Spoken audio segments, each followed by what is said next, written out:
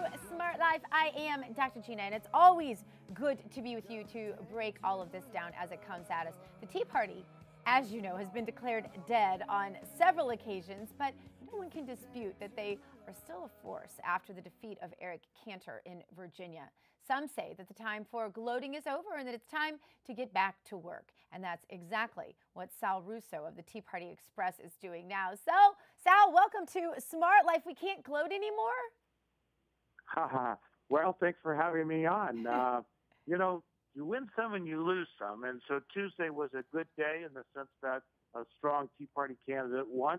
But we're on to the next race already, which is going to be in Mississippi, where the Tea Party conservative is a state legislator by the name of Chris McDaniel challenging incumbent Republican Senator Thad Cochran. We won the primary, but he only got 49.5%, and you have to get 50. So that pushes a runoff on June 24th. So we're actually taking our Tea Party Express bus and heading down to Mississippi. I'm going to spend the day with Chris and try to generate some enthusiasm and excitement with the conservatives in Mississippi.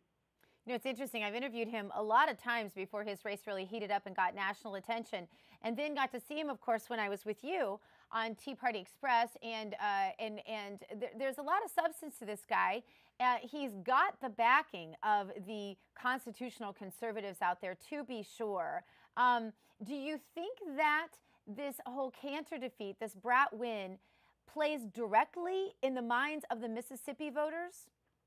Well, I think what it does, and it's the whole reason that we do the Tea Party Express bus tours, is to make people realize that there are lots of conservatives around this country, and that if you get out and get involved in the political process, we can change who we're sending to Washington, to our state capital. So I think what the victory for Dave Brat in Virginia does is it encourages conservatives in Mississippi, okay, I'm going to stop sitting on my couch complaining. I'm actually going to get out there and vote, call my neighbors, and do something to cause Chris McDaniel to be the next United States Senator. I haven't probably followed quite as closely as I should, but my old stomping grounds is Birmingham, Alabama, and I was on a radio show there this morning with a host that I used to work with, and he told me that some of the national Tea Party groups, and I honestly don't even know, you were in the decision-making process last time I talked to you about this, so I don't even know if he's talking about you or about Tea Party Express specifically. I really don't know. But he said some of the national Tea Party groups got involved with one candidate that was very popular in the Alabama race for Congress. This would be for Baucus's seat, and that the local Tea Party groups were all for another candidate, and that this sort of split the Tea Party vote, and in his opinion, sort of ushered in a not as strong candidate who was maybe more establishment. This is the scenario he described to me this morning. Is that happening? Is that something we need to be concerned with, the national Tea Party groups and the local Tea Party groups splintering and looking a little bit like the national Republican groups and the local Republican groups? Well, it doesn't happen very often, but it does happen sometimes. Yeah, it was the first I'd heard of it. Yeah, it did happen in that Alabama race. We didn't get in because there were two good Tea Party candidates, and frankly, we couldn't see that there was a big difference between the two of them. And we were afraid that this would happen, that the two less Tea Party candidates made the runoff. So I think there's one better than the other one, but which we're looking at very carefully. But I think we're going to get into that race. But frankly, we're so focused on Mississippi now, that's where all of our attention is. Yeah, I mean, Mississippi is a really important race. Do we have any recent polling or anything that you can give us that might update us on what's happening there, since our attention's been on Virginia? Well, we have a poll in the field now, so we should get results here in a couple of days. But most of the polls that have come out since the primary last week ago have showed McDaniel with a slight lead, anywhere from, I think I saw one poll with a 1 or 2 point lead to a 6 point lead. So I think the momentum's on McDaniel's side. I think the conservatives are the ones that are motivated to turn out and vote. So I'm optimistic as long as people get involved. They can't sit back. And of course, McDaniel used up all of his money in the primary and only 3 weeks from the primary to the runoff. So he really needs conservatives to step up and send him contributions to Tea Party Express to support our bus tour. We're going to do at least 3 rallies on Friday and Saturday, and maybe do a 4th one on Sunday if we can raise enough money to pay for it.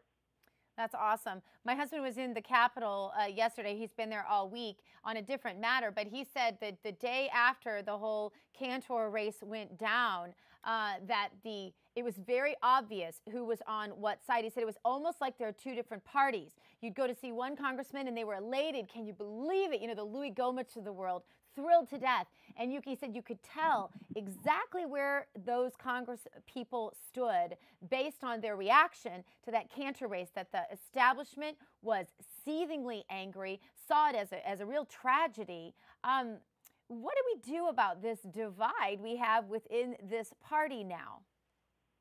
Well, ultimately we have to do what we did in 2010, and that is we'll fight it out through the primaries, but then we got to come together. And there's nothing more important than taking that gavel away from Harry Reid. I mean, if you just think about the prospect of Barack Obama putting another liberal on the United States Supreme Court, I mean, that should horrify everybody. And so we've got to find the most conservative candidates, even if they're not, if I can use the expression, not our cup of tea. They're better than a liberal Democrat that's going to vote for all this nonsense that Obama's pushing. And certainly the confirmation of judges is going to be really critical in the next 2 years. One of my favorite personal stories you told me on that bus tour was that one of the great regrets of your life is Reagan, I guess, you worked, of course, for President Reagan. You were very, very close to him. And he kept notebooks of his responses to things that were happening in the news every day. And you actually threw those away. We only have about a minute, but I love that story from you, and I wanted to get your comment on that. Now, which story? I can't remember. It was about Reagan and his notebooks, and that you actually, I believe you told me you threw those away. Oh yeah, the horrible story you want me to tell. Well, I started working for him before he was governor, so I was just 19 and I was 20 when he became governor, and so I would get his outbox, and what they would do is everything important would come out, and then I'd get everything that was left. But Reagan, as people now have learned, was a prolific writer. Yes. And so he would cut out newspaper articles or magazine articles or things from Human Events, his favorite newspaper. And he would write this long thing on a yellow pad and then staple it and then go in his outbox. Well, nobody wanted it, so it went to me. Well, I read it all voraciously. And so, I understood his thinking probably better than anybody in the office.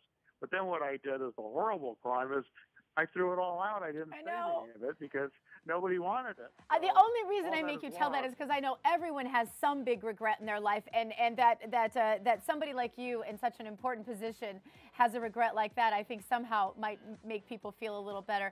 Sal Russo with Tea Party Express. Best of luck on your tour in Mississippi. Go win it for us, Sal. Thank you so much for being with us.